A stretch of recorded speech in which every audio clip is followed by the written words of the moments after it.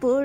Black glass মিনারের কাছে প্রতিফলিত চাঁদের রূপলি রেখা মিনারের নিচে নীরবতার গহ্বরে দাঁড়িয়ে আছে এক ভয়াল উপস্থিতি। গ্যাংস্টার বস নিক ঠোঁটের কোণে অদ্ভুত এক নির্লিপ্ততা। ধূসরের চোখের মৃত্যুর নীল আগুন জ্বলে উঠছে।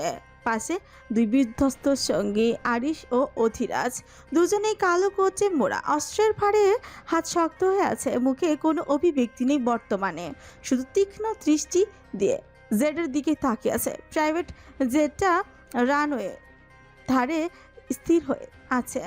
কালো দেহরেখায় এক ভাসমান ছায়া, বাতাসে জ্বালানি আর গ্রিসের গন্ধ মিশে আছে। ছয়জন দেহরক্ষী নিঃশব্দে অস্ত্রগুলো জেডের ভেতরেই তুলেছে। প্রতিটি অস্ত্র যেন এক একটি মৃত্যুর প্রতিশ্রুতি। হ্যাকলার অ্যান্ড কচ, MP7 FN ACARH, বেচা M9 AK-103। আর সেই কালো বক্সের গভীরে রাখা আছে এক ভয়ানক জিনিস, ড্রাগনভ স্নাইপার। এর নিঃশব্দ গর্জন এক এক সময় শহরের ইতিহাস বদলে দিয়েছে। অস্ত্রগুলো সাজানোর সময় বাতাসে একটা ধাতব গন্ধ ছড়িয়ে পড়ে। অধিরাজ নিচু স্বরে বলে উঠছে, সবকিছু নির্দিষ্ট রুটেই যাবে বস, 1 সেকেন্ডেরও বিলম্ব হবে না। আরিশ শুধুমাত্র একবার ঘড়ির দিকে তাকায়, তারপর গ্যাংস্টার বসের দিকে চোখ তোলে। ভিতরে লুকিয়ে আছে রক্তের উন্মাদনা। নিক সিগারেটটা জ্বালিয়ে ধোঁয়া ছেড়ে দেয় ধীর গতিতে। সেই ধোঁয়া রেখা মিলিয়ে যায় রাতের কালো শূন্যতায়। নিক হাত দিয়ে ইশারা করে, ঠান্ডা কণ্ঠে বলে ওঠে, দ্রুত শেষ করা হোক, আর জানিয়ে দেব 2 দিনের ভেতর কোনো অস্ত্র যাবে না। নিক কথাটা বলে গাড়ির দিকে চলে যায়, উদ্দেশ্য নিজের গ্লাস মিনারে পৌঁছানো। হাত দিয়ে অজিরাজ আর আরিশকে ইশারা করে চলে আসার জন্য। তিনজন গাড়িতে গিয়ে বসে পড়ে। নিকের চালিত কালো লাক্সারি গাড়িটা তার ধীরে ধীরে মিনারের দিকে এগিয়ে যাচ্ছে। পেছনের আসনে বসা গ্যাংস্টার বস। রাস্তার বাঁক আর মিনারে ধাতব প্রতিফলিত আলোতে হঠাৎই গাড়ির পেছন পেছন এক ছায়া নেমে আসে। কালো মুখোশে ঢাকা আগন্তুক, হাতে সাইলেন্সার লাগানো পিস্তল, চোখে অদ্ভুত অগ্নি। লোকটা হিংসাত্মকভাবে তাকায় নিকের দিকে। হঠাৎ আগন্তুকেরা পেছন থেকে বুলেট ছুড়ে। অজিরাজ গাড়িটা সামলাতে পারেনি, তাই কিছুটা গাড়ি বাঁক খায়। চাকা কংক্রিটে চেপে ফিসফিস করছে। নিক রাগে চোয়াল শক্ত করে ফেলে। বুলেট একদম অধিরাজের হাত ঘেঁষে গিয়েছে। অধিরাজ অশান্ত গলায় বলে, বস, কেউ একজন পিছন থেকে অ্যাটাক করছে। প্রতিহাত না করলে বুলেট গায়ে লেগে যাবে। আপনাকে অন্তত আজ সুস্থ থাকতে হবে। আজ রাতে সব থেকে বড় কাজ আপনারই। গ্যাংস্টার বস গ্রীবাদেশ নাড়ায়, গম্ভীরতা নিয়ে বলে। কে মরতে এসছে আবার? আরিশ চোয়াল শক্ত করে কিছু বিশ্রী গালি দেয়। নিক স্থির চোখে লক্ষ্য করে, স্থির করে। পিছনে এক পলক তাকায় সে। মুহূর্তেই আরেকটা বুলেট আসে। বুলেটটা অজিরাজের মাথা বরাবর আসে। নিক হাত দিয়ে আটকে ফেলে, ফলে পুরোটা বুলেট হাতে গেঁথে যায়। সাথে সাথেই চোখ খিচে ফেলে সে। আরিশ অধৈর্য হয়ে গাড়ি থেকে একটা রুমাল বের করে, এরপর শক্তভাবে পেঁচিয়ে বেঁধে দেয়। আরিশের রাগে শরীর জ্বলে ওঠে। রিভলভারটা হাতে নিয়ে এক নিঃশ্বাসে সবগুলো বুলেট পিছনেই ছুড়ে দেয়। জানা নেই কোথায় মেরেছে, কার শরীরে লেগেছে, তবে বিকট দুইটা আত্মচিৎকার বেরিয়ে আসে। তার মানে প্রতিটি বুলেট নিশানা অনুযায়ী লেগেছে। আরিশ অধর বাঁকায়। অধিরাজ গাড়ি থামিয়ে দেয়। গাড়িটা সামান্য এগিয়ে গিয়ে ব্রেক কষে। নিক গাড়ি থেকে নেমে ধত ঘটমট করতে থাকে। অজিরাজকে হাত দিয়ে ইশারা করে বলে, টর্চার সেলে নিয়ে যা, কাল সন্ধ্যা এদের ব্যবস্থা হবে। জঘন্য মৃত্যুর সম্মুখীন করাবো তুই বেচকে। দিনের আলো তখনও পুরোপুরি নিভে যায়নি, তবুও সূর্যের তৃপ্তি যেন ক্লান্ত হয়ে পড়েছিল সারাদিনের পরিশ্রমে। আকাশে মেঘের আস্তর, হালকা ধূসর আভা ছড়িয়ে আছে চারিদিক জুড়ে। নদীর জলটা শান্ত, কিন্তু সেই শান্তির ভেতরে লুকিয়ে আছে একটা অদ্ভুত অস্থিরতা। যেন গভীরের কোথাও কিছু একটা অচেনা আলোড়ন চলছে। ব্রিজের ধারে দাঁড়িয়ে আছে এক তরুণী, নিঃশব্দ ও স্থির। তার চোখে এক অজানা প্রতীক্ষার তীব্রতা। হাওয়ায় উঠছে তার চুল ও নরম শাড়ির আঁচল। নদীর বাতাসে কেঁপে উঠছে বারবার। তার দুই হাত রেলিংয়ের উপর আলতোভাবে রাখা। আঙুলের ডগাগুলো তো কাঁপন লেগেছে, কিন্তু দৃষ্টি নিবদ্ধ দূর দিগন্তে। পায়ের নিচে ব্রিজের লোহার তলায় নদীর ঢেউ আশ্রে পড়েছে ধীরে ধীরে। তাল মিলিয়ে মেয়েটির নিঃশ্বাসও যেন ভারী হয়ে উঠেছে। আকাশে তখন কাক উঠছে নীরবে, দূরে নৌকায় ছায়া দুলছে নদীর বুকের উপর। তবুও মেয়েটির দৃষ্টি অচল, একটানা গভীর। তানভীর চোখে এক ধরনের ক্লান্ত আলো, চারপাশে আলোর স্তব্ধ। বাতাস কেবল তার শাড়ির আঁচলে খেলা করছে। নদীর গন্ধে ভেসে আসছে বিকেলের বিষণ্ণতা। তানভী একবার ছোট কামড়ে নিঃশব্দে ফিসফিস করে বলে, ও আসবে, নিশ্চয়ই আসবে। কিন্তু সে শব্দটুকু বাতাসে মিলিয়ে যাচ্ছে। নদীর ঢেউয়ের শব্দে হারিয়ে সময় স্থির হয়ে দাঁড়িয়ে আছে তার সামনে, আর সে নিজেই হয়ে উঠেছে অপেক্ষার প্রতিমূর্তি।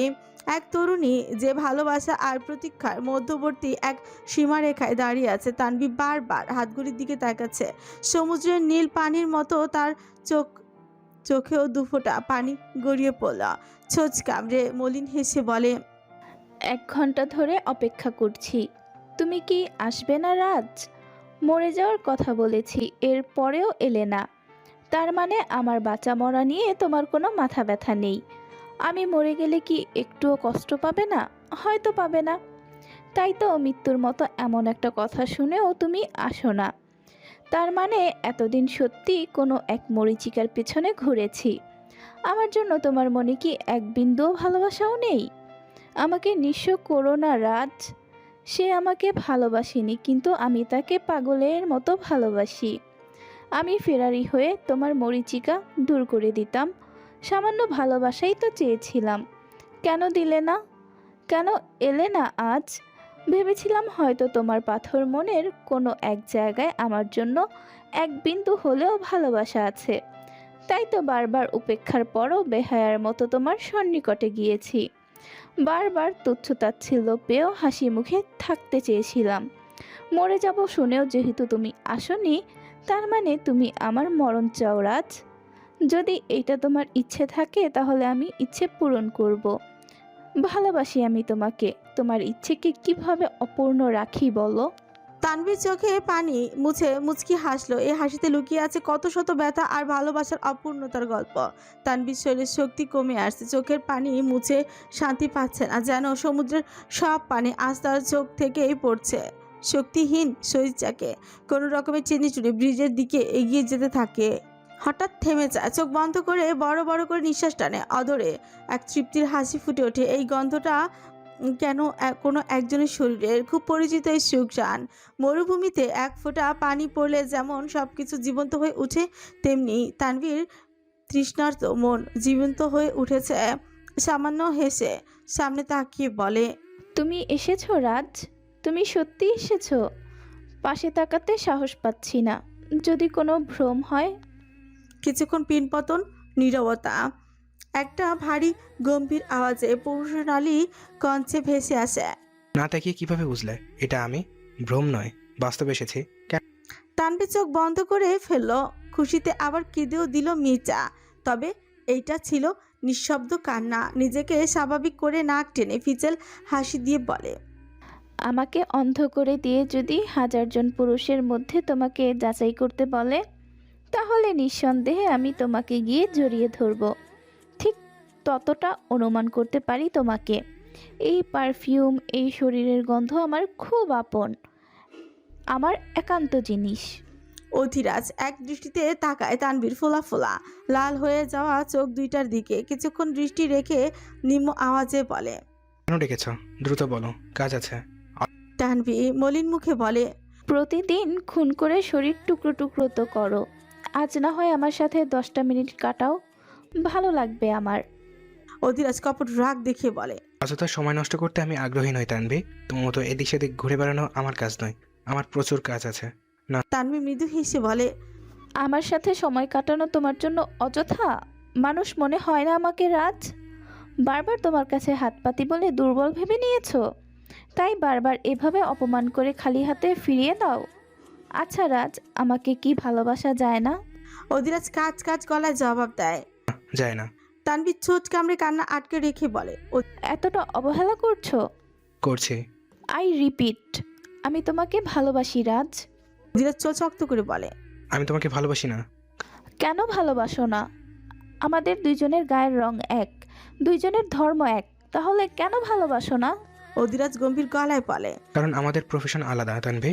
আমি মাফিয়া জগতের অংশ। বেঁচে থাকার কোনো নিশ্চয়তা নেই। যে কোনো সময় আক্রমণ হয়। সেই আক্রমণে হয়তো একদিন মরেও যেতে পারি। দুর্বলতা রেখে দুনিয়া ত্যাগ করতে চাই না আমি। তানভি দুপা এগিয়ে আসে অধিরাজের সামনে দাঁড়িয়ে মাথা উঁচু করে বলে। চিন্তা করো না, তুমি মরলে এমনিতেও আমি বাঁচব না, তবুও কেন এত বাধা? পাগলামি করছো তানভি। প্রথম থেকেই করছি সেটা। ভুল করছো। তানভি ফিচেল হাসি দিয়ে বলে। মানলাম আমি ভুল করেছি, সমস্ত কাজ ফেলে রেখে তুমি কেন এসেছো? মরে যাব সেই ভয়ে? আমাকে হারিয়ে ফেলার ভয় কাজ করে তোমার মনে? অধিরাজ এইদিক সেদিক তাকায়। তানভীর লাল হয়ে যাওয়া চোখ দুইটার দিকে তাকিয়ে বলে। কান্না করছিলে? তানভীর মুচকি হেসেই বলে। কিভাবে বুঝলে? তোমার চোখ দুটো লাল হয়ে আছে। এমনটা কান্নার কারণে হয়ে থাকে। এতটা খেয়াল করেছো? অধিরাজ বিরক্তি দৃষ্টি দিয়ে বলে। তোমার দিকে তাকিয়েছিলাম তাই চোখ পড়েছে। প্রশ্নের উত্তর কিন্তু পাইনি এখনো। তানভীর নাক টেনে সামান্য শ্বাস ছেড়েই বলে। করছিলাম কান্না। অধিরাজের ভ্রু ভাঁজ পড়ে। কেন কেন কান্না করছিলে? ভেবেছিলাম তুমি হয়তো আসবে না। এখন যদি না আসতাম? মরতাম। আর একটু পর আসলে হয়তো আমার চোখ বন্ধ, নিঃশ্বাস আটকে রাখা দেহটা পেতে তুমি। অধিরাজ রক্তলাল চোখে তাকায় তানভীর দিকে। তৃষ্ণার্ত তানভী কাকের মত অধিরাজের দিকে তাকিয়ে আছে। অধিরাজ রাগ কন্ট্রোল করার জন্য দাঁতে ধত পিষে বলে। এখানে না আসাটাই উচিত ছিল। মরে গেলে অন্তত তোমার মতো একটা পাগলের হাত থেকে রেহাই পেতাম। অধিরাজ কথাটা বলেই দাঁড়ায় না, উল্টো ঘুরে গাড়ির দিকে হাঁটা শুরু করে দেয়। রাগে তার শরীর কাঁপছে, কিন্তু কেন রাগে কাঁপছে হয়তো নিজেও জানে না। গাড়ির কাছে গিয়ে গাড়ির উপর হাত দিয়ে সজোরে আঘাত বসায়। চোখ বন্ধ করে বড় বড় শ্বাস টানে। দিন ছিল মেঘলা নিস্তেজ এক বিকেল। সূর্যের আলোটা শহরের কোলাহলে হারিয়ে গিয়ে ধূসর হয়ে গিয়েছিল। বাতাসে একরকম ভারী নীরবতা। নদীর ধার ঘেঁষে দাঁড়িয়ে সামান্য হাসলো তানভী। চোখে লালচে ক্লান্তি, চুলগুলো এলোমেলো হয়ে গিয়েছে বাতাসে। ওর সামনে ছিল বিশাল নদীর দিকে এক পলক তাকায়। নদীটা অসীম ও শান্ত, কিন্তু ভয়ঙ্কর গভীর। সেই দুই হাত দিয়ে ব্রিজের রেলিংয়ে দাঁড়ায়, ঠোঁটগুলো কাঁপছে অসম্ভবভাবে।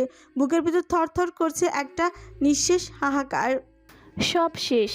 মুক্তি দিলাম তোমাকে রাজ। শেষ পর্যায়ে এসেও বলছি ভালোবাসি তোমাকে, বড্ড ভালোবাসি।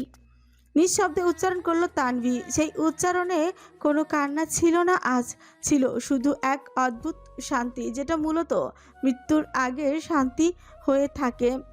এই এক মুহূর্ত চোখ বন্ধ করলো, তারপর ঝটকা দিয়ে নিজে শরীরটা ছেড়ে দিল শূন্যের দিকে। জলের দিকে নামার সময় পৃথিবীটা যেন পেছনে মিলিয়ে গেল।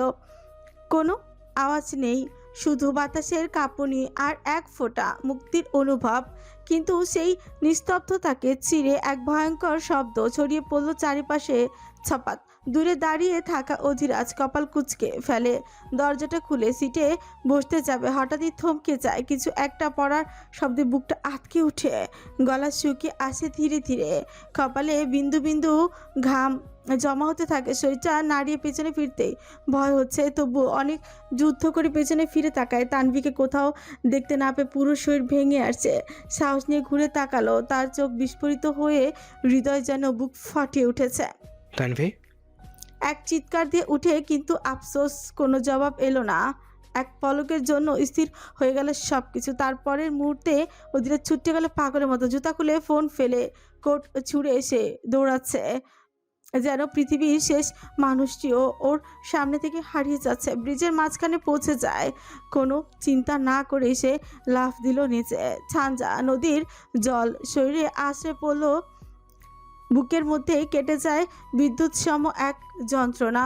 কিন্তু অধিরাজ থামল না, চোখ খুলে খুঁজে বেড়াচ্ছে চারিপাশ।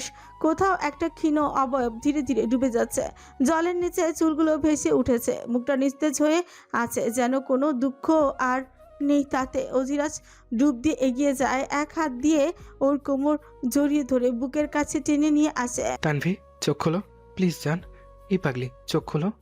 জলে ভেজা কণ্ঠে কাপা চিৎকার দিয়ে ওঠে। ওকে বুকে চেপে সাঁতরাতে লাগলো তীরের দিকে। ঢেউগুলো যেন তখন শত্রুর মতো আঘাত করছে বারবার। তবু অধিরাজের চোখে একরাশ ভয়ঙ্কর জেদ। তীরে উঠে এলে ওরা দুজনে জুবুথুবু ভেজা। তানভি নিথর হয়ে আর নিঃশ্বাসহীন ভাবে শুয়ে আছে। অধিরাজ হাঁপাতে হাঁপাতে তার মুখের জল মুছে দিয়ে বুকের উপর চাপ দিতে শুরু করলো। ভালোবাসি তো আমি তোমাকে।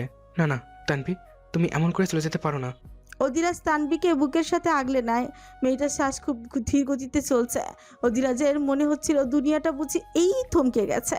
তার কলিজাটা কেউ হয়তো কুড়াল দিয়ে ইচ্ছে মতো কোপাচ্ছে। এই মেয়ের নিস্তেজ শরীরটা তার ভেতর রক্তাক্ত করে দিচ্ছে। বুঝতে পারছে কি এই বেহায়া মেয়ে? এই তাহলে ভালোবাসার লড়াই ছিল? এই ক্ষমতা নিয়ে তার সাথে ভালোবাসা খেলা দেখাতে এসেছে সে? সামান্য কষ্টই করতে না পেরে আত্মহত্যার মতো এমন এক জঘন্য কাজ বেছে নিল। বাকি জীবনটা কিভাবে কাটাবে তাহলে? অধিরাজ তানভীর গালে হাত দিয়ে বলে, এই যান, উঠ না, চোখ খুল প্লিজ। এত সহজে হেরে গেলে? এই ছিল তোর লড়াই? ফাজিল মেয়ে, এতদিন জ্বালিয়ে এখন ছেড়ে যাওয়া ধান্দা করছে। নিস্তেজ তানভীর দিকে এক পলক তাকিয়ে অধিরাজ বড় একটা নিঃশ্বাস টানে। একবার, দুবার, তিনবার বুকে চাপ প্রয়োগ করে। তারপর হঠাৎ তানভীর বুক নড়ে ওঠে, চোট কেঁপে ওঠে সামান্য। কাশতে কাশতে কিছুটা পানি বের হলো মুখ দিয়ে। অধিরাজের চোখ ভিজে উঠল। সে নিঃশব্দে ওর কপালে মাথা রাখল। তুমি যদি না থাকো আমার বাঁচার মানে কি বলো? তানভী চোখ খুলে ধীরে ধীরে তাকায় অধিরাজের দিকে। ক্লান্ত ও ভিজে চোখে মিশে আছে অবাক ভালোবাসা।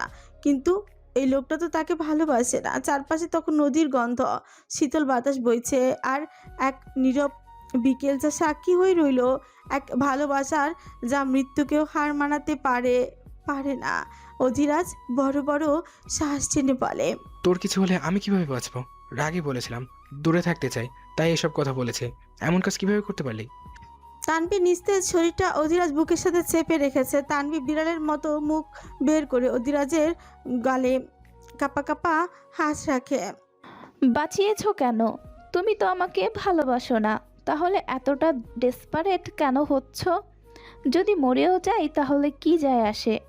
তুমি তো বলেছো যাতে মরে যাই। তোমার কথা অমান্য কিভাবে করি বলো? অধিরাজ তানভীর মুখটা নিজের মুখের কাছে নিয়ে আসে সামান্য সময় ব্যয় না করে। সাথে সাথে ঠোঁটে ঠোঁট মিলিয়ে দেয়। অধিরাজের ভালোবাসার স্পর্শ পেতে তানভী চোখ বন্ধ করে ফেলে। শক্ত করে অধিরাজের শার্ট খামছে ধরে। অধিরাজ তানভীকে আরও শক্তভাবে মিশিয়ে নেয়। উমাদের মতো আচরণ করতে থাকে তানভী। নাকমুখ খিচে ফেলে। পাগলের মতো চুমুক খেতে থাকে। অধিরাজের হাত তানভীর শার্টের বোতামে পড়তে তানভী চোখ বড় বড় করে ফেলে। সে ভালোবাসার চেয়েছিল, কিন্তু এই লোক তো রাস্তার মধ্যেই পাগলামো শুরু করে দিয়েছে। তানভী শক্তভাবে অধিরাজের হাতে চেপে ধরে, কিন্তু অধিরাজের শক্তির সাথে কিছুতেই পেরে ওঠে না। কোনো কিছু না ভেবেই শক্তি দিয়ে ছোট কামড় বসিয়ে দেয়। সাথে সাথে অধিরাজ ঠোঁট ছেড়ে দেয়। তানভী দ্রুত অধিরাজের কোল থেকে উঠে সামনে গিয়ে বসে। দুজনেই ভিজে একাকার অবস্থা। অধিরাজের কপাল কুঁচকে তাকায় তানভীর দিকে। সরে গেলে কেন? তানভী মাথা নিচু করে মিনমিন সুরে বলে, তোমাকে ভালোবাসতে চাই রাজ, অশ্লীলতা আমি নয়। বিয়ে করো, পুরো আমিটাই তোমার হয়ে যাব। অধিরাজ তানভীর দিকে এক পলক তাকায়। এরপর নিজের শার্টটা খুলে তানভীর শরীরে জড়িয়ে দেয়। কপালে চুম্বন দিয়ে বলে, আজ যা করেছো তার জন্য শাস্তি পাবে প্রচুর। আজ খুব গুরুত্বপূর্ণ কাজ আছে, রাতেও আসবো না, তাই বেঁচে গেলে এর হিসাব আমি প্রতিটা অক্ষরে অক্ষরে নেব। তানভী মুচকি হেসে বলে, তোমার সাথে অনেকটা পথ হাঁটা বাকি। মৃত্যু ছাড়া সব চেয়ে নিও, হাসি মুখে দিয়ে দিব। সন্ধ্যা নেমে এসেছে। নিঃশব্দে আকাশের শেষ রঙগুলো ধীরে ধীরে মিলে যাচ্ছে ধূসর অন্ধকারে। ঘরের জানালা দিয়ে ছড়িয়ে পড়েছে ম্লান আলো, আর সেই আলোতে এনির মুখটা যেন ফ্যাকাশে ছায়া ঢেকে গেছে। চারপাশ নিঃশব্দ, কিন্তু সেই নীরবতার মধ্যে একটা ভয়ার্ত প্রতিধ্বনি ঘুরে বেড়াচ্ছে, হৃদয়ের তীব্র কম্পন। এনি রুমের এক প্রান্তে থেকে আরেক প্রান্তে প্রায় পায়চারি করছে। তার পায়ের শব্দ চালমাটাল হয়ে আসছে। নিঃশ্বাস ভারী হয়ে উঠেছে। বুকের ভেতর কেমন একটা দম চাপা কাঁপুনি। হাতে ধরা গ্লাসটা কাঁপছে সামান্য। তাতে থাকা পানি ঢেউ খেয়ে উঠছে। এনির কাঁপার জন্য ভালোভাবে পানিটাও গিলতে পারছে না। ভেতরে ভয়টা ছড়িয়ে পড়েছে বাইরের জগতে। চোখে অদ্ভুত আতঙ্ক, এমন এক ভয় যা ভাষায় প্রকাশ করা যায় না। এই ভয় মৃত্যু থেকেও গভীর। এনি খুব ভালো করে জানে এই ঘরের প্রতিটি কোণ, প্রতিটি নিঃশ্বাস ও প্রতিটি শব্দের খবর পৌঁছে যাবে এক ব্যক্তির কাছে, গ্যাংস্টার বস। হয়তো সে এখন মিটিং রুমে, কিন্তু অল্প পরেই সব কিছু দেখে ফেলবে। এনির প্রতিটি পদক্ষেপ, প্রতিটি দৃষ্টি, এমনকি তার শ্বাসের গতি পর্যন্ত। এই ঘর থেকে পালানোর মানে কেবল দৌড় নয়, এর মানে মৃত্যুর মুখে ঝাঁপ দেওয়া। এনির বুকের ভেতর তখন ঝড় বয়ে যাচ্ছে, তার শরীর ঘামে ভিজে গেছে, সোনালি চুলগুলো এলোমেলো হয়ে আছে, ঠোঁট শুকিয়ে গেছে ভয় আর অনিশ্চয়তায়। এনি জানালার দিকে তাকা এক পলক। বাইরে হালকা আলো আছে এখনো, দূরে শহরের অস্পষ্ট শব্দ, কিন্তু সেই মুক্তির দৃশ্যটা এখনো মনে হয় অচেনা ও নিষিদ্ধ। এনি মাথায় হাত দিয়ে বিড়বিড় করে উঠছে, যদি জানোয়ারটা জানতে পারে, যদি ভুলেও সন্ধান পেয়ে যায়।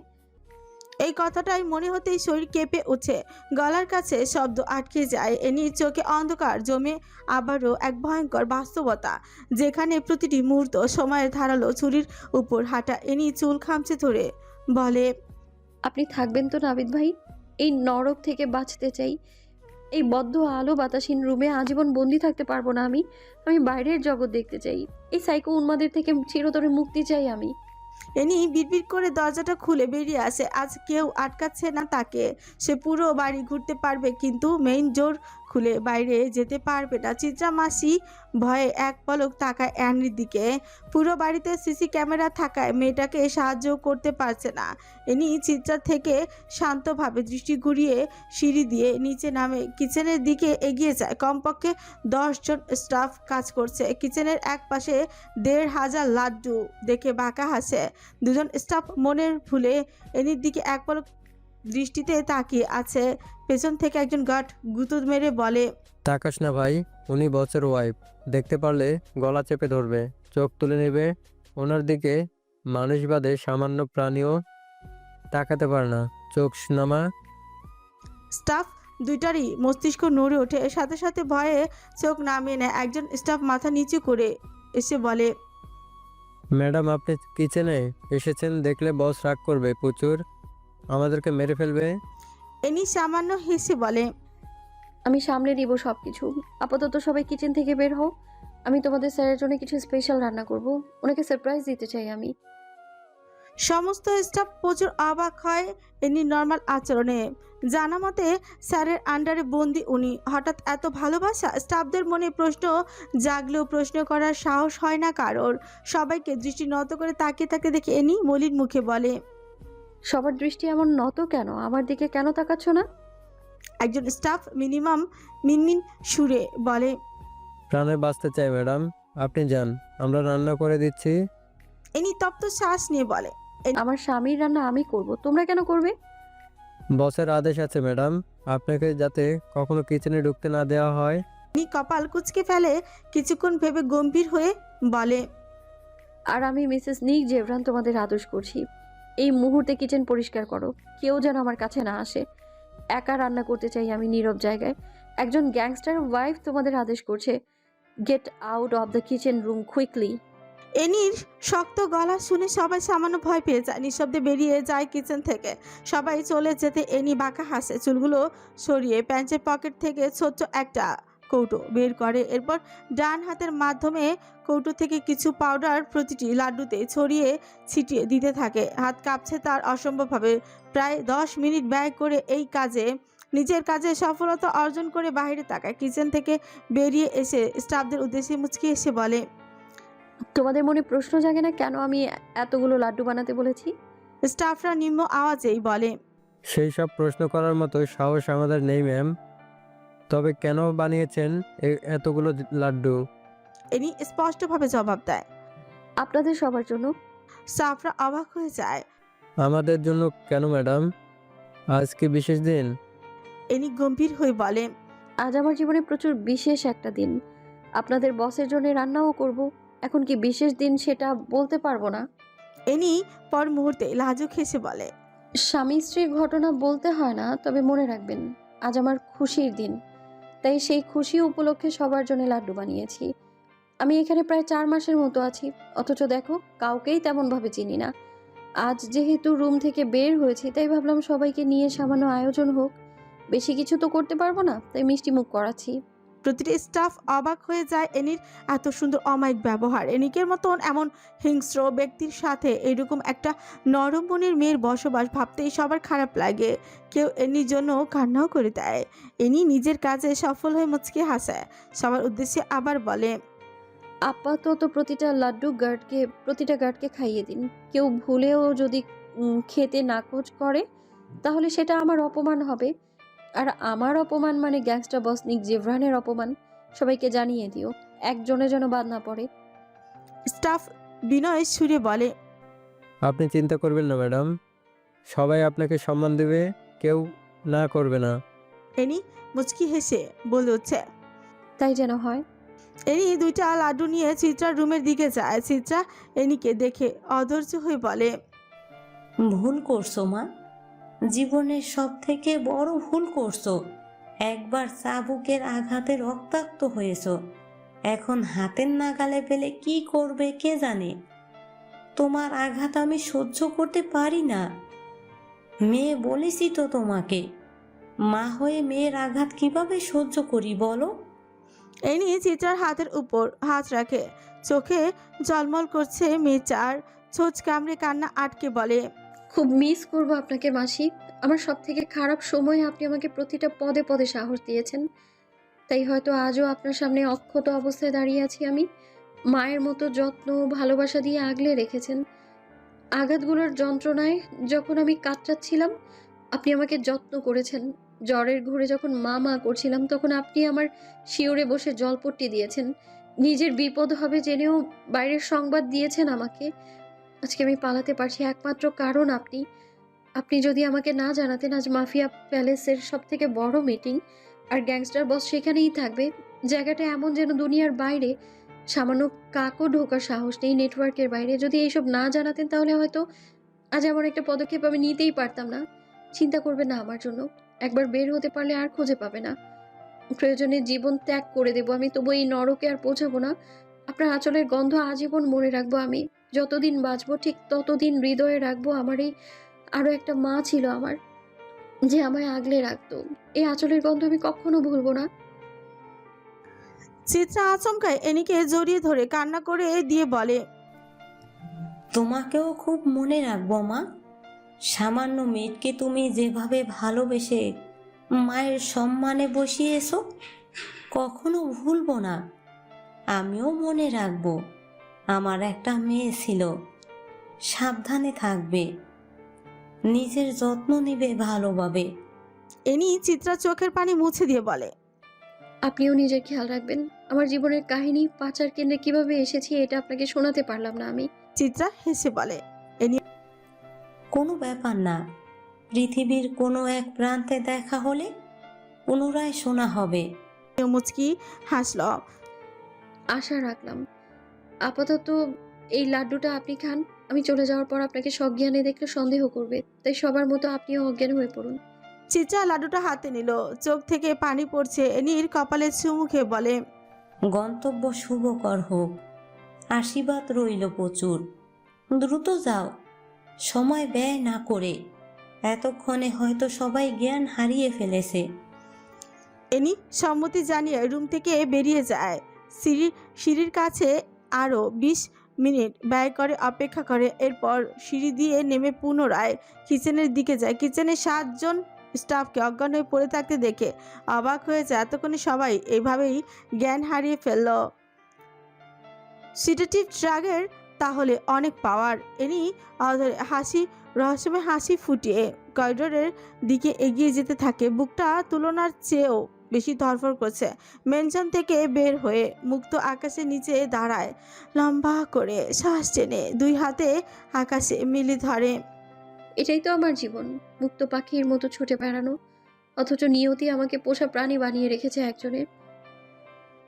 এনি চারপাশে তাকায়, সবাই ঘুমন্ত অবস্থায় পড়ে আছে, কেউ অর্ধ শুয়ে আছে কিছুর সাথে হেলান দিয়ে, কেউ মুখ থুবড়ে পড়ে আছে। এনি চারপাশে চোখ ঘুরিয়ে ধীর পায়ে মেন দরজায় হাত রাখে, যেই দরজা সামনে শত শত গার্ড থাকে, আজ সেই দরজার সামনে কেউ নেই, সে এখন মুক্ত। এনি নরম হাতে চোখ বন্ধ করে দরজাটা খুলে ফেলে। জুতাহীন জান পাটা মেঝেতে স্পর্শ করতেই বিড়বিড় করে উঠছে, বিসমিল্লাহ, আল্লাহ রক্ষা করো আমায়। ব্যবসা কেবল মুনাফা অর্জনের মাধ্যম নয়, এ এক বহুমাত্রিক যুদ্ধক্ষেত্র, যেখানে কৌশল, ধৈর্য, সময়জ্ঞান এবং পরিপ্রেক্ষিত বিবেচনা মিলিয়ে গড়ে ওঠে বিজয় অভিযান। এখানে প্রতিদ্বন্দ্বী মানে প্রতিপক্ষ নয়, বরং নীরব শত্রু, আর চুক্তিপত্র মানে যুদ্ধবিরতির শর্ত, যা এক ফালি কাগজে লেখা হলেও তার পেছনে থাকে শত কৌশলের ছায়া।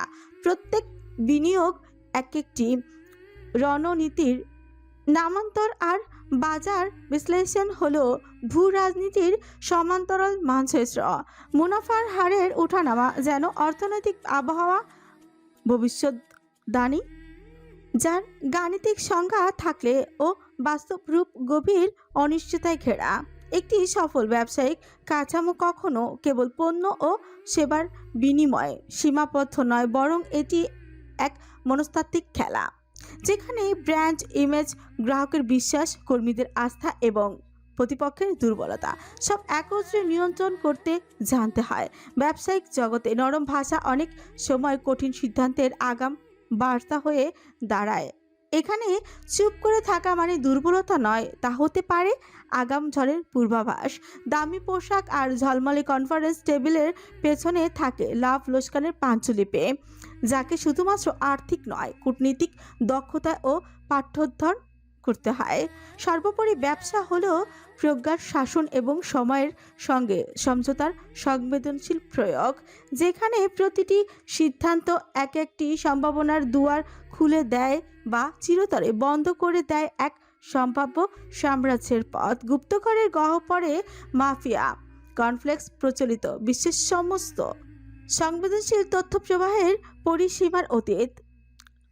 ভূগর্ভস্থ এক শীতল ধাতব প্রকোষ্ঠে, যেখানে ইন্টারনেট কিংবা উপগ্রহ তরঙ্গ কল্পনাতে ও প্রবেশের সাহস পায় না, সেই অতল গোপন আস্তানায় সমবেত হয় হেভি ওয়েট অপরাধ জগতের শীর্ষ সারির গ্যাংস্টাররা। এই সভা কোনো সাধারণ সমাবেশ নয়, এ এক নৈশব্দপূর্ণ অথচ তীব্র দৃষ্টিপানে বিনিময়রত অন্ত শত্রুদের অস্পষ্ট সাম্য চুক্তির অবধারিত সংকেত।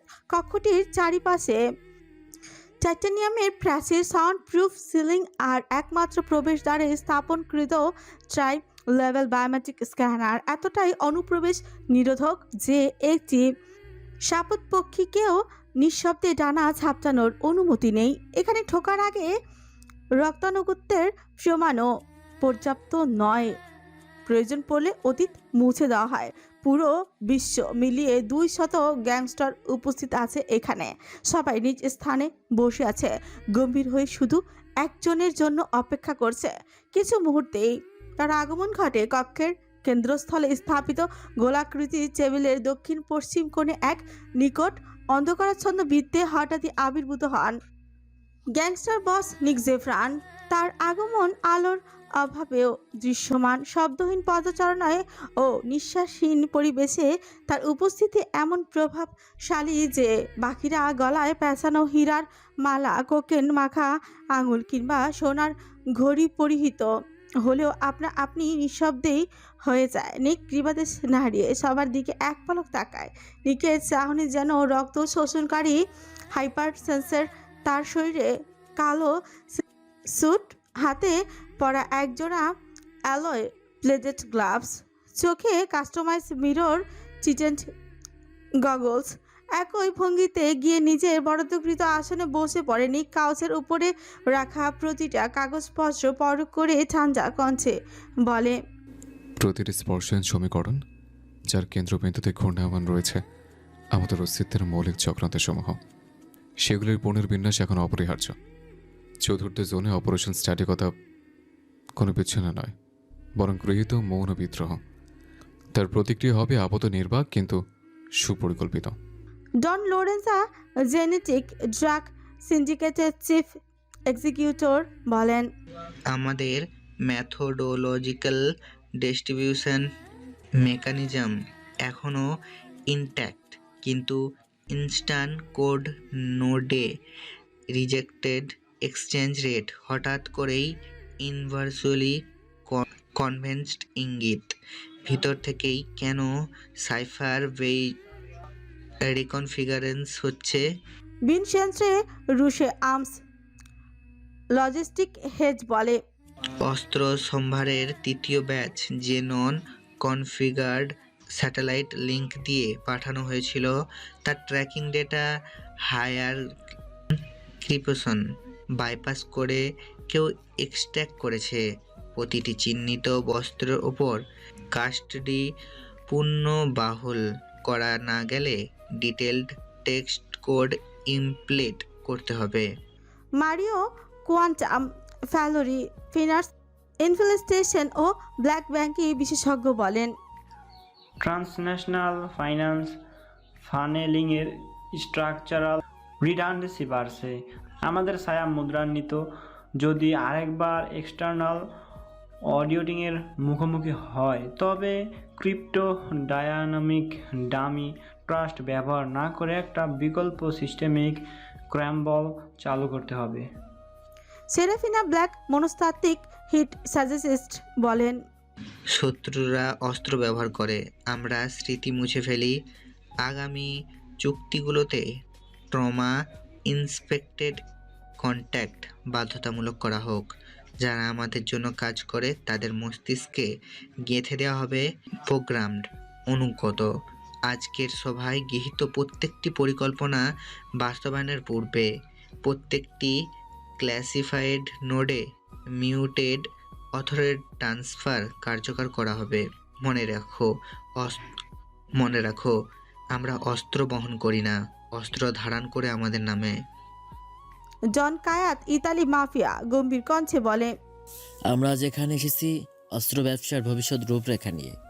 ইউক্রেন যুদ্ধ, আফ্রিকান সংঘর্ষ আর মধ্যপ্রাচ্যের অস্থিরতা সব নিয়ে বাজার এখন উন্মুক্ত, কিন্তু এখনও আমরা নিজেরা একে অপরের গলায় ছুরি ধরেছি। মাক্সিম ইভানোভ রাশিয়ান মাফিয়া শীতল স্বরে হেসে বলে, আমরা ছুরি দিই যাতে তারা নিজেরাই গলা কাটে।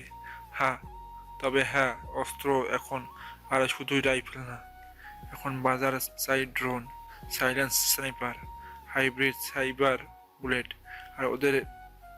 আর এদের পেছনে খরচ কম, কিন্তু ভয় বেশি। Mister Wei Zhang China triads mafia চোখ সরু করে তাকিয়ে বলেন, আপনারা শুধু ধ্বংস দেখেন, আমরা দেখি নিয়ন্ত্রণ। এখন সময় এসেছে স্মার্ট আর প্রোটোকল চালুর।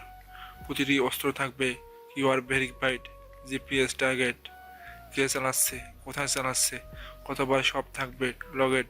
Control is the new currency. কাজু হিরো টাকেদা জাপান ইয়াকুজা শব্দে শীতল গম্ভীরতা নিয়ে বলল, আমরা কখনো প্রযুক্তির বিরুদ্ধে না, কিন্তু সম্মানের ঘাটতি হলে অস্ত্র নির্থক। বাজারকে আগে শৃঙ্খলা শেখাতে হবে, না হলে এগুলো শুধু ভবিষ্যতের সব গাঁথা লিখবে। এল সিনিয়র ব্লাঙ্কো মেক্সিকান কার্টেল ঘাড় কাত করে লাল পানামা টুপিতে আঙ্গুল ঘোরায়, এরপর বলে, তোমরা প্রযুক্তি নিয়ে ব্যস্ত, আমরা মাঠে রক্ত ঢালছি। বডিগুলো আমাদের ড্রোনের চাইতে বেশি ভয় তৈরি করে। তবে হ্যাঁ, আমরা ড্রোন নিচ্ছি, কিন্তু রিমোট কন্ট্রোল কিলার্স আমাদের মাঠে কি দেবে বলো তো? সালেম আরসালান তুর্কি মাফিয়ার চোখে আগুন আর ঠোঁটে বিষ নিয়ে হুঙ্কার ছাড়ে, এরপর নিকের দিকে তাকাতে নিক ঠান্ডা গলায় বলে, পরের বার এমন হুঙ্কার আসলে জ্যান্ত পুঁতে ফেলবো। সালেম রাগে কিরমিরিয়ে উঠছে, গত 6 মাসে আপনার ছায়া ছড়িয়ে গেছে দক্ষিণ এশিয়া থেকে মধ্যপ্রাচ্য অবধি। আমাদের রুট নিয়ে যাচ্ছে অস্ত্র, কিন্তু দাম পরিশোধ হচ্ছে। নীরবতায় আপনার টার্গেট কি? নিক সুনারায় আরিশ পেছনের অন্ধকার থেকে বেরিয়ে এসে গম্ভীরতার চেনে চেয়ারে বসে পড়ে, ছুঁচ কামড়ে জিজ্ঞেস করে, টার্গেট? আমরা বাজারের নিয়ন্ত্রণ চাই না, আমরা বাজারটা রিডিজাইন করছি।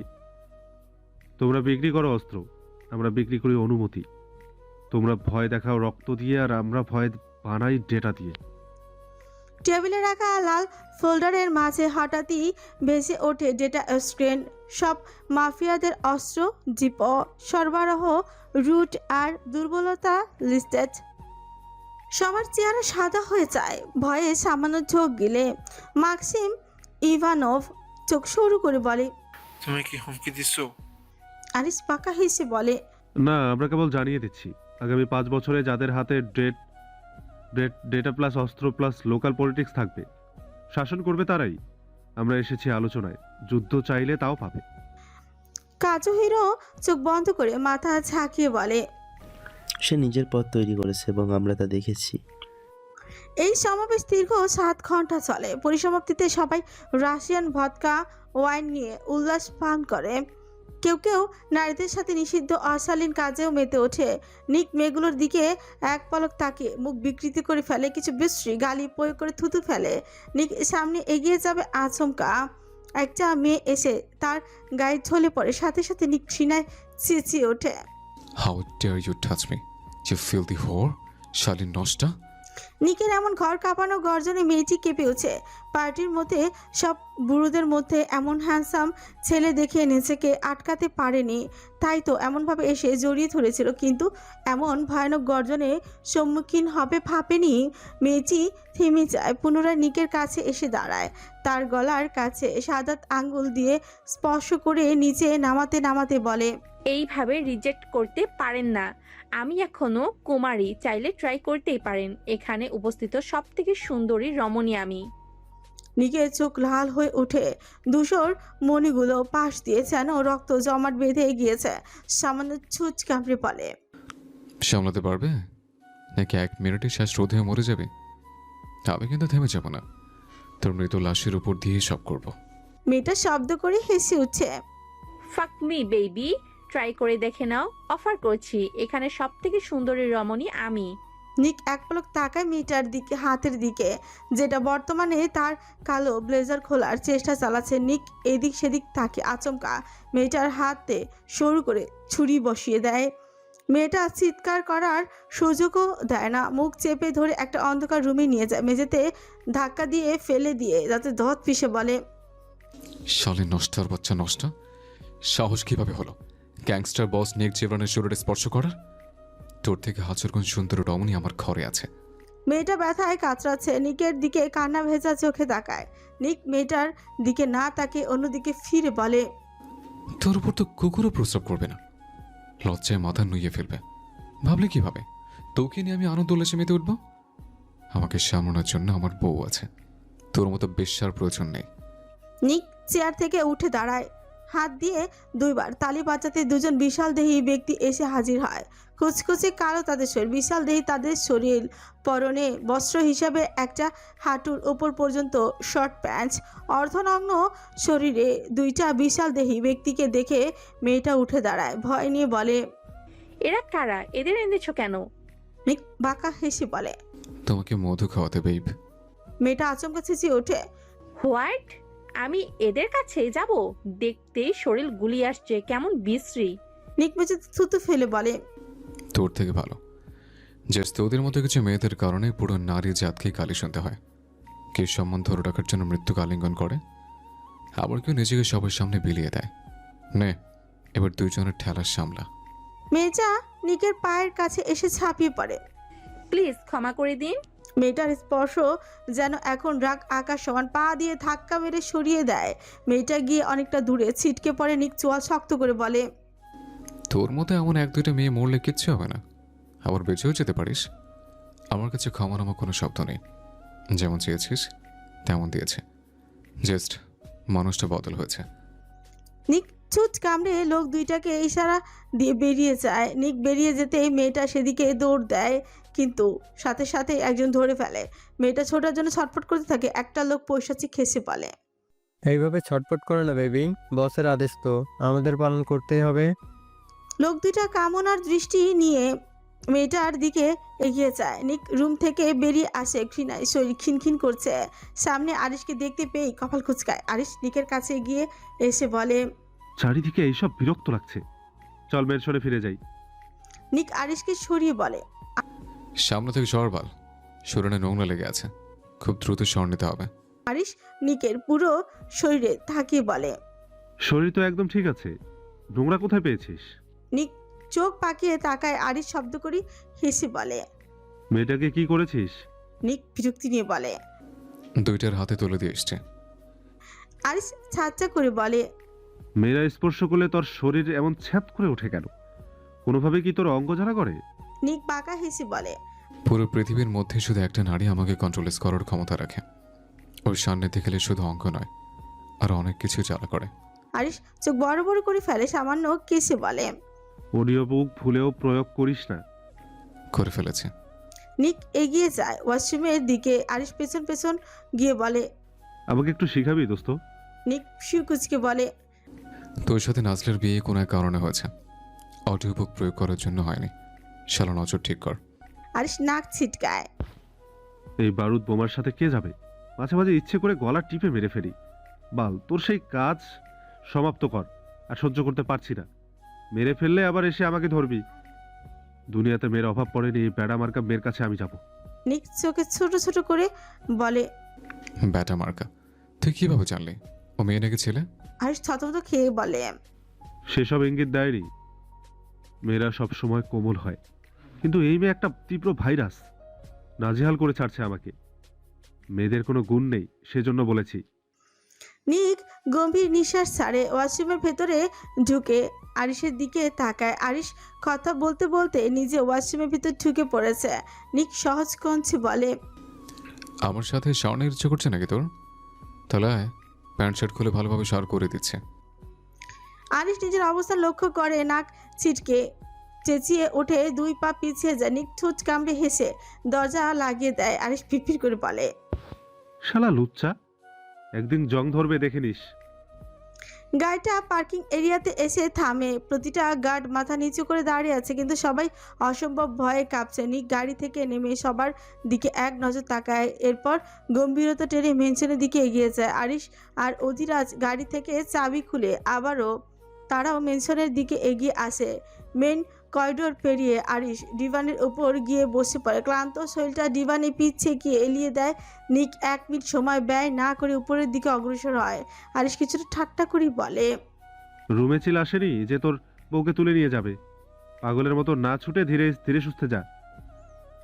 নিক বিরক্তির নিঃশ্বাস ফেলে। নিককে এমন বেপরোয়াভাবে উপরে উঠতে দেখে সামান্য হাসে, এরপর পুনরায় উচ্চস্বরে নিককে শুনিয়ে বলে, মাত্র 1 রাত বউ ছাড়া ছিলি ব্রো, এমন বেপরোয়া হয়ে যাবে ভাবিনি। মেডিসিন কিছুটা কম প্রয়োগ করিস, না হলে সহ্য করতে না পেরে পালাবে। আরিশ লাইন শেষ করতে না করতে নিক রুমের ভেতরে প্রবেশ করে। রুমের দরজা খুলে দেখে, কপাল কুঁচকে ফেলে। রুমে ঢোকার মুহূর্তে গ্যাংস্টার বসের চোখ তীক্ষ্ণ শকুনের মতো ঘুরে যায় চারিপাশে। নিকষ অন্ধকারে ভেতরে, যেখানে প্রতিটি কোণ তার নজরবন্দি ছিল, কিন্তু রুম সম্পূর্ণ খালি। সেখানে আজ এক অপার শূন্যতা, কারো উপস্থিতি ছায়াটুকু নেই। বিছানার চাদরে নেই তার সুবাস, হায়নার সামনে পরে নেই তার চুলের ক্লেপ। একদম হঠাৎ করেই সমস্ত অস্তিত্ব বিলীন হয়ে গেছে বাতাসে। এই হঠাৎ হীনতার নিঃশব্দ চিৎকার বসের হৃৎপিণ্ড বিদীর্ণ করে দিচ্ছে। গ্যাংস্টার বসের চোখে মুহূর্তে লাল হয়ে ওঠে, ছোটের কোণে জমে ওঠে রক্তিম বিষ। প্রথমে ধীরে ধীরে এগিয়ে আসে, চোখ দুইটা থেকে যেন আগুন বের হচ্ছে। অতঃপর হঠাৎ প্রবল গর্জনে সে ছুঁড়ে ফেলে ডেস্কের পাশে রাখা রিভলভার কেস। একে একে গুলি চালিয়ে দেয়ালে ঝোলানো আয়নাটির দিকে। আয়নার প্রতিফলন প্রতিচ্ছবির সঙ্গে সঙ্গে ভেঙে চুরমার হয় তার অহংকার, তার দাবি আর তার মালিকানা। গুলির শব্দে কেঁপে উঠছে কক্ষের বাতাস। সাউন্ড প্রুফ রুমে বয়ে চলা তাণ্ডব বাইরের দুনিয়ার থেকে আলাদা। নিক চুল খামচে ধরে বিছানা এখনই বসে পড়ে। টেবিলের উপর রাখা সিগারেটের কেস, ক্রিস্টালের গ্লাস, হুইস্কির বোতল সবকিছু আছড়ে ফেলে দেয়। গ্লাসের টুকটার মতো তার ভেতরে সহ্য ক্ষমতা ছড়িয়ে পড়ে চারিদিকে। উপর দিয়ে নিক নিজেই পা মারিয়ে হেঁটে যায়। জুতো ভেদ করে রক্তাক্ত হতে থাকে পায়ের তলা, তবুও মুখে একটুও বিকার নেই। রাগে চোয়াল শক্ত করে বেলকুনির দিকে এগিয়ে যায়। কারোর কোনো অস্তিত্ব নেই। নিক কিছুক্ষণ দাঁড়িয়ে লম্বা একটা শ্বাস টানে। ওয়াশরুমে চেক করে, ডিভানে গিয়ে বসে। চোখ দুইটা ধীরে ধীরে লাল হয়ে হিংস্র হতে শুরু করে। লাল কালার মধ্যে বসে থাকে সোনালি চোল, গভীর সমুদ্রের নীল চোখ, দামি ঝলঝল করা মুক্তটা নেই।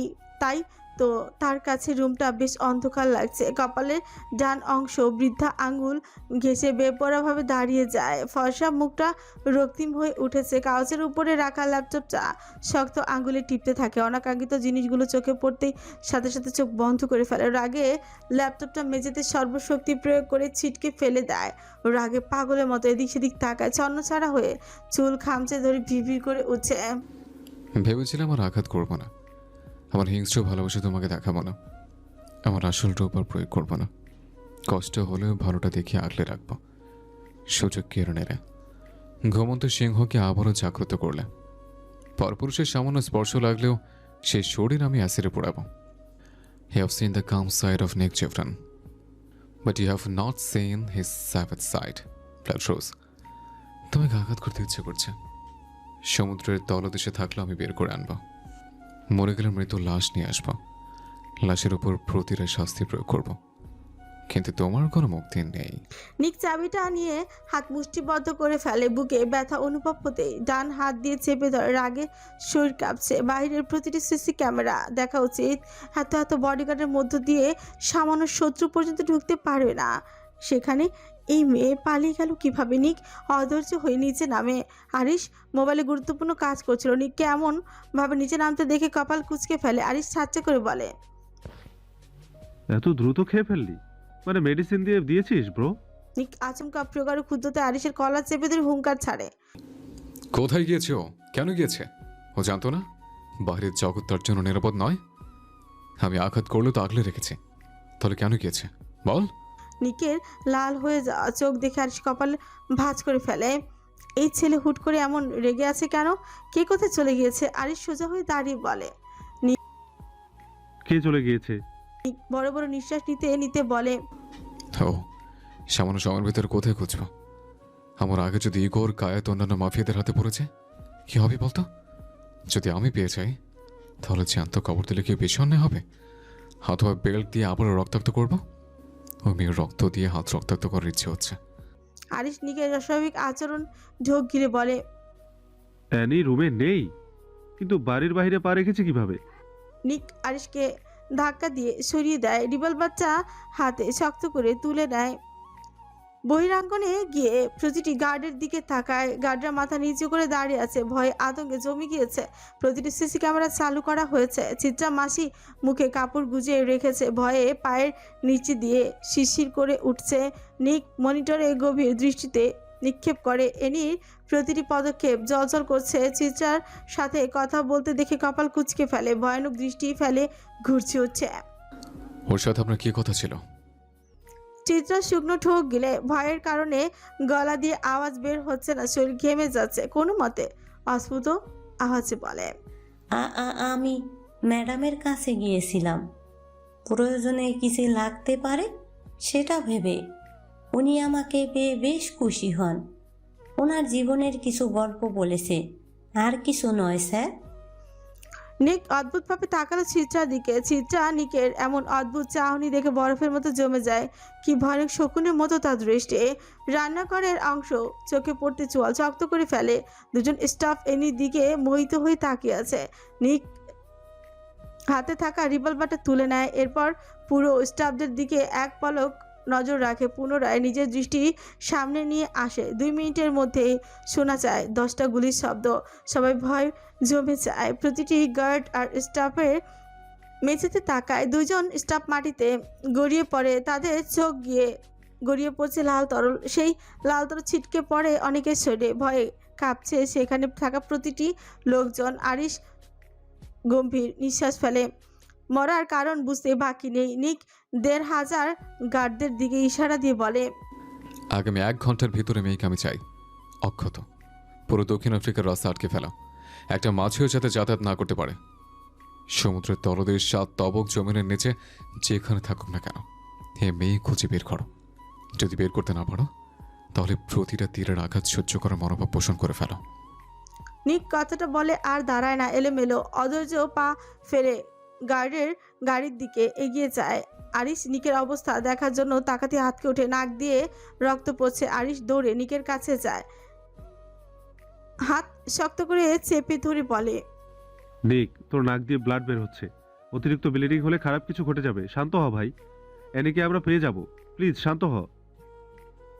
নিক ড্রাইভিং সিটে বসে থেমে থেমে হুঙ্কার ছেড়ে বলে, আমি এই মেয়ের শরীরে রক্ত দেখতে চাই, আর এটা খুব শীঘ্রই। নিক টিস্যু দিয়ে নাকের রক্ত মুছে গাড়ি স্টার্ট দিবে, তার আগে আরিশ ঝড়ের গতিতে নিকের হাত চেপে ধরে। নিক রাগে চোখ শক্ত করে বলে, আমার সময় নষ্ট করেছিস, হাত ছাড় নাহলে আহত হবে। আরিশ জেদি গলায় বলে, আমাকে মেরে যদি তোর মস্তিষ্ক ঠান্ডা হয় তাহলে মারতে পারিস, কিন্তু এই মুহূর্তে তোকে যেতে দিব না। তীব্র দহনে উন্মাদ হয়ে উঠেছিস। রাগ ছাড়তে চাইলে ছাড়, এইভাবে চেপে রাখলে অঘটন ঘটে যাবে। গ্যাংস্টার বস তো ঠান্ডা মাথার খুনি, এই রূপ ঠিক মেনে নিতে পারছি না। ওকে এনে দে, আমি একদম ঠিক হয়ে যাব। শান্ত হ, দিয়ে আসবো। তুই শান্ত না হলে ব্লিডিং বন্ধ হবে না। নিক পুনরায় দাঁতের দাঁত পিষে বলে, ওকে এনে দে, আমি একদম ঠিক হয়ে যাব। ফাক অফ আরিশ, হাত ছাড়তে বলেছে বেচ। না, ছাড়বো না। এই অবস্থায় গেলে তুই অ্যাক্সিডেন্ট করে বসবি। নিক অধৈর্য হয়ে বাম হাত দিয়ে আরিশের নাকে ঘুষি দিয়ে ওঠে। নিকের এমন তীব্র আঘাতে আরিশ এক পাশে হেলে পড়ে, নাক আর ঠোঁট কেটে যায়। আরিশ নিজেকে সামলে পুনরায় নিকের হাত ধরে। স্টপ নিক, বর্তমানে তুই শক্তিহীন হয়ে আছিস। সামনে ইগোর অথবা কায়াতকে পেলে সম্মুখীন হতে পারবি না। তোর হাতে এখনো তেজ সেলাই। তোর নাক দিয়ে ব্লিডিং হচ্ছে। বুকের চাপ অতিরিক্ত বৃদ্ধি পেলে বাজে কিছু ঘটে যাবে। দ্রুত চিকিৎসা কেন্দ্রে চল।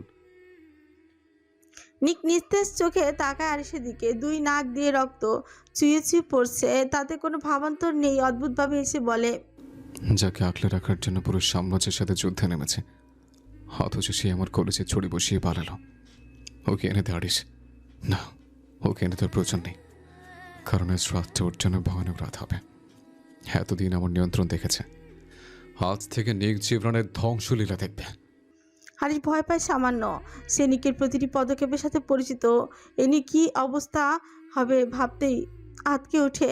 নিকের হাতের উপর হাত রেখে বলে, শান্ত হ ভাই, পেয়ে যাবি তুই তোর এনিকে। কেউ কিচ্ছু করতে পারবে না। শান্ত হ তুই, আর উত্তেজিত হওয়ার প্রয়োজন নেই। এমনিতেই প্রচুর ব্লিডিং হচ্ছে। নিক আরিশের হাতটা ঝাটকা মেরে সরিয়ে দিয়ে বলে, পুরো শরীর খণ্ড বিখণ্ড হয়ে যাক, নিঃশ্বাস বন্ধ হয়ে যাক, কিন্তু এই মুহূর্তে সামান্য দাঁড়ানোর সময় নেই। আগে খুঁজে বের করবো, এরপর নিজের হাতে প্রতিটা হিসেব মেলাবো, হোক শারীরিকভাবে অথবা মানসিকভাবে। আমার কাছে আশা দেখেছে, ভালোবাসে নিয়ন্ত্রণে রাখার স্পর্শ দেখেছে, কিন্তু অনিয়ন্ত্রিত নিক জেফরনকে দেখেনি। প্রতিটা হিসেব মেলাবো তোমার থেকে ব্লাড রোজ। বিশ্বাসঘাতকতার কারণে নিজের জন্মদাত্রীকে জবাই করতেও হাত কাঁপেনি। টুকরো টুকরো করেছিলাম তার শরীর। তুমি কে? কে তুমি?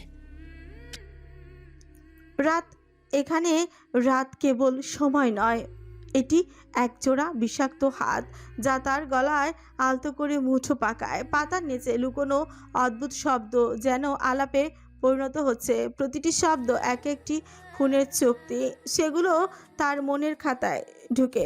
মৃত্তিকার এক একটি কণা হালকা করে তুলে এনি দৌড়ায়, কিন্তু তার দৌড় অলিক। হাতের কাঁধে রক্তের ঠোঁট যেমন মিশে আছে, তেমনি তার স্মৃতির ভাঁজও ক্রমশ খুঁজিয়ে যাচ্ছে। পেছন থেকে শব্দ আসে অদ্ভুতভাবে। এনি ভয়ে চোখ মুখ খিচে ফেলে। প্রথমে কেবল পাতার আড়ালে ভেদ করে আসা এক খিচুনি, পরিশেষে বিশৃঙ্খল পুরুষ সরবরের এক লেজ্জমি কঞ্চ।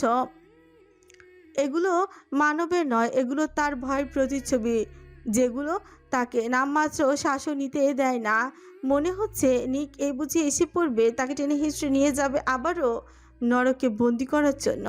চোখে অন্ধকারের ছায়ার আলো খেলা করে মাসুম একটি দুধের রশ্মি মাঝে মাঝে পাতার ফাঁকে পড়ে তার গায়ে। সেই রশ্মি যেন তাকে নিশ্চয়তা দেয় না, বরং প্রতিটি রশ্মি গা ছুঁয়ে কাটে একটা নতুন জিজ্ঞাসা। কে তাকে এতটা অনুজ্জ্বল করে ছেড়েছে, নাকি সে স্বেচ্ছায় নিজেকে এই অন্ধকারে চালিত করেছে। প্রশ্নগুলো ভেতরে একটা কুয়োর ছোঁয়া জাগায়, কিন্তু প্রশ্ন জাগানোই বিপজ্জনক, কারণ প্রশ্ন আর্তনাদের রূপ নিলে খোঁজ পড়া সহজ হয়ে যায়। এনি পায়ে হাত দিয়ে বসে পড়ে। চারিদিকে ঘন অন্ধকার। কেউ একজন বলেছিল এখানে আসবে, কিন্তু এখনো সে আসছে না কেন? তৃষ্ণায় গলা ফেটে যাচ্ছে, পা থেকে রক্ত ঝরছে অনবরত। এনি একটা স্বাভাবিক জায়গা খুঁজে। ভয়ে তার কলিজা পর্যন্ত কাঁপছে। ক্লান্তি নিয়ে এনি উঠে দাঁড়ায়। জঙ্গল ঘুমায়নি, গভীর আধার রুদ্ধ করে রেখেছে বাতাসের নিঃশ্বাস। পাতার ফাঁকে যেন লুকিয়ে আছে শত শত চুপচাপ চিৎকার। সেই নিস্তব্ধতার বুক চিরে ছুটে চলছে সে, এক খালি পায়ের রক্তাক্ত গোড়ালির থরথর করে কাঁপা শরীর। এনির চোখে কোনো দিশা নেই, তবে এক প্রকার টিকে থাকার তৃষ্ণা তাকে ছুটিয়ে নিয়ে যাচ্ছে কাটা ঝোপ আর শ্বাসরুদ্ধ কর্দমাক্ত মাটির উপর দিয়ে। পেছনে কোথাও অজানা গাঢ় গর্জনের মতন বেশি আসে কর্কশ পুরুষর অস্ত্রধারীদের হিংস্র নিঃশ্বাস। বুকের মধ্যিখানে অতীতের কুয়াশায় ঢেকে থাকা ভয় আর কেবল নয়, রক্তের সাথে মিশে গেছে অসমাপ্ত আর্তনাদ। একটি বন্ধ দরজার স্মৃতি, একটি জানালায় শেষ দেখা চাঁদ। এনির পায়ের নিচে প্রতিটি পদক্ষেপ চিরে যায় শুকনো ডাল, চেরা মাটি, জঙ্গলের না জানা নিঃশ্বাস। আর প্রতিটি ক্ষণে তার দেহ এক অদৃশ্য দড়ির টানে ভেঙে পড়তে চায়। তবুও সে ছুটে চলে। এখন থেমে যাওয়ার মানে ধরা পড়া নয়, বরং মরে যাওয়া। ঘামে চুপচুপে চুলগুলো তার কপালের উপরে বিষাক্ত সাপের মতো লেপ্টে আছে। শরীরের সমস্ত অঙ্গ যেন প্রতিবাদে ফুঁসে উঠেছে। তবু মস্তিষ্ক এক নির্বিকার রোবটিক মেঘ শুধু একটাই শব্দ পুনরাবৃত্তি করে, পালাও। তীব্র ক্লান্তি তখন হাড়ের ভেতরে বিষ ঢালছে। শ্বাস ছিঁড়ে যাচ্ছে প্রতিটি গাছের ডালের ফাঁকে। কখনো থেমে যেতে ইচ্ছে করছে, তো কখনো নিজের কান্নায় ডুবে মরতে চায়। কিন্তু এনির চোখে এখন জ্বলছে সে স্বাধীনতার এক বিন্দু স্পর্ধা। এনির ভেতরে আর কিছু বাকি নেই, সব শক্তি ফুরিয়ে গেছে। পাগলের মতো, প্রাণীদের মতো চিৎকার, নীরব চিৎকারে মতো সেই জঙ্গলের ভেতরে হেঁটে বেড়াচ্ছে। এক সময় নিস্তেজ শরীরটা নিয়ে গাছের সাথে এলিয়ে দেয়। চারপাশে হিংস্র পশুদের ডাক। বর্তমানে পশুদের আহার হতে সে শতবার রাজি, কিন্তু নিকের সেই বন্ধ রুমে যেতে সামান্য রাজি নয় সে। মরে যাবে, এরপর সেখানে যাবে না। লোকটা তাকে ছিঁড়ছে, তার সব থেকে বড় সম্পদ সতীত্ব কেড়ে নিয়েছে। রাত এখন কয়টা বাজে এনি জানা নেই। সাপের ফনার শব্দ শুনে শুকনো ঢোক গিল, পুরো শরীর ছেড়ে দিয়েছে। মাথাটা আর রাখতে পারছে না, চোখ দুইটা বন্ধ হয়ে আসছে ধীরে ধীরে। কারোর পায়ের শব্দ কানে আসতেই আতকে ওঠে। কে আসছে এগিয়ে? নিক নাকি নাবিদ? এনি দুটনায় পড়ে যায়। পালাবে নাকি একই জায়গায় বসে থাকবে? ধীরে ধীরে শব্দ তীব্র হয়ে ওঠে। ছায়া অবয়বটি এনির সম্মুখে এসে দাঁড়ায়। কালো হুডিতে আবৃত তার শরীর। এনি চোখগুলো দেখার চেষ্টা করে, শ্বাস টানতেও কষ্ট অনুভব হচ্ছে তার। তবু নিভু নিভু চোখে অস্ফুট আওয়াজে বলে, কে কে তুমি?